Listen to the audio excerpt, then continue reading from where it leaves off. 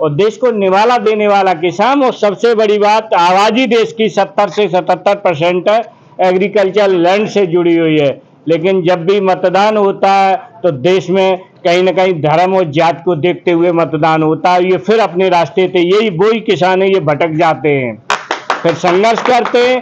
कहीं ना कहीं चुनाव प्रचार में किसी भी पार्टी का नेता हो, इन्हें ये भोले वाले किसानों को अपनी तरफ मोड़ने में कामयाब हो जाते हैं। लेकिन जब सरकार बने, कल मतगणना है, पूरे देश में सरकार का गठन होगा कल या परसों में, उसके बाद इनकी कोई नहीं सुनेगा। मैं ये चैनल के माध्यम से कहता हूँ, ये सच्चाई है, क्योंकि मैंने देखा है किसानों के बच्चे पढ़ने जाते हैं तो फीस उनके जेब में नहीं होती है। मैंने सर्वे किया, कोटा में करीबन 5 लाख स्टूडेंट स्टडी करते हैं, कोई भी किसान का बच्चा IIT नीट की तैयारी कोटा में नहीं कर रहा है। वो भारत सरकार और राज्य सरकार दावा करती है कि मैं समान शिक्षा की बात करते हैं। ये लोग हमें ये बता दे, जब किसान और गरीब का, मजदूर का बच्चा अगर तैयारी नहीं कर पाएगा तो कैसे अधिकारी और कर्मचारी बनेंगे। शिक्षा, समान शिक्षा लेके आओ, चाहे वो जिलाधिकारी का बच्चा हो या राजनेता, किसान, गरीब, मजदूर का बच्चा हो, जब एक टेबल पे बैठ के पढ़ेगा तभी हमारा देश आगे बढ़ेगा। ये देश की सच्चाई है। बिल्कुल कपिल जी। और मैं एक बहुत बड़ी बात अध्यक्ष जी, मैं अपील करता हूँ देश के किसानों से कि आप संगठित रहो। कहीं ना कहीं चुनाव के टाइम आप भटक जाते हो, उसका परिणाम ये आता है कि तुम 5 साल बराबर संघर्ष करते हो। क्या कहोगे सर? देखो, ये है कि गरीब हो चाहे धनवान, सबकी शिक्षा हो एक समान।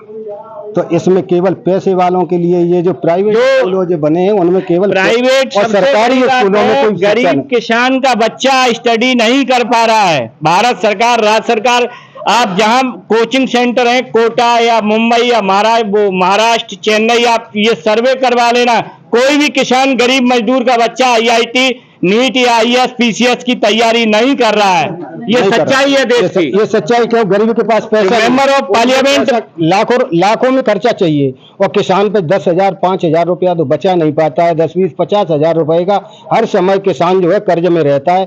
लाखों रुपया बैंकों से KCC में लेके रखा है, तो वो बेचारा कैसे? सबसे बड़ी बात है, कोई IAS PCS का टेस्ट होगा तो जो लड़के सेलेक्ट होंगे, जो बच्चे, वो कहेंगे कि मैंने पढ़ के शिक्षा प्राप्त की है। लेकिन एक बहुत बड़ी सच्चाई है कि देश की बहुत बड़ी आबादी को हम उस शिक्षा तक, वहां तक पहुंचने ही नहीं देते, क्योंकि उनके पास पैसा नहीं है, वो अपने बच्चों को अच्छे स्कूल में नहीं पढ़ा सकते। ये हमारी देश की सच्चाई है। और जो सच्चाई का साथ देता है उसके ऊपर कानूनी कार्रवाई होती है। कानूनी कार्रवाई क्या होगी? अमित शाह जी का बेटा BCCI का जो है सेक्रेटरी बना बैठा है, क्योंकि वो पैसे वाले इसलिए बना बैठा है। और उनसे भी अच्छी अच्छी प्रतिभाएं हम गरीब किसानों के घर में पैदा होती है, लेकिन वे प्रतिभाएं वहां की वहीं दब जाते, क्योंकि उनका निखार करने वाला कोई नहीं, उनको खर्चा देने वाला कोई नहीं है। ये समस्या है किसानों की। बहुत बहुत धन्यवाद। देशवासियों को इस पर विचार करना चाहिए कि समान शिक्षा का अधिकार हो देश में, तभी हमारा देश आगे बढ़ेगा। आज की सच्चाई ये है कि ये सभी जो राजनेता या अधिकारी हैं निजी स्वार्थों में लिप्त हैं। और सबसे बड़ी बात, हम किसानों को शिक्षा देने वाले वो लोग हैं जो छुट्टी के दिनों का वेतन लेते हैं, TADA लेते हैं। मैं जो 1 लाख से ऊपर जो सैलरी लेते हैं देश में, कैसी सेवा देश में कर रहे हैं? जहां हमारे देश में किसान आत्महत्या करता है, वहां 4-4 5-5 लाख रुपया सैलरी के ले रहे हैं। उसके बाद ये कहते हैं कि हम देश की सेवा कर रहे हैं। निस्वार्थ भाव जनता की सेवा करो। मैं देश के राजनेताओं से भी अपील करता हूं, तभी हमारा देश आगे बढ़ेगा। कहीं ना कहीं जो तुम्हें पैसा जो वेतन के रूप में मिलता है, बहुत बड़ा आम जनता के टैक्स का पैसा होता है। हमारा देश आगे तभी बढ़ेगा जब हम सबको एक साथ लेके चलना होगा। गरीब मजदूर का बच्चा भी IAS PCS बनेगा, तभी मेरा देश भारत महान बनेगा। बहुत बहुत धन्यवाद।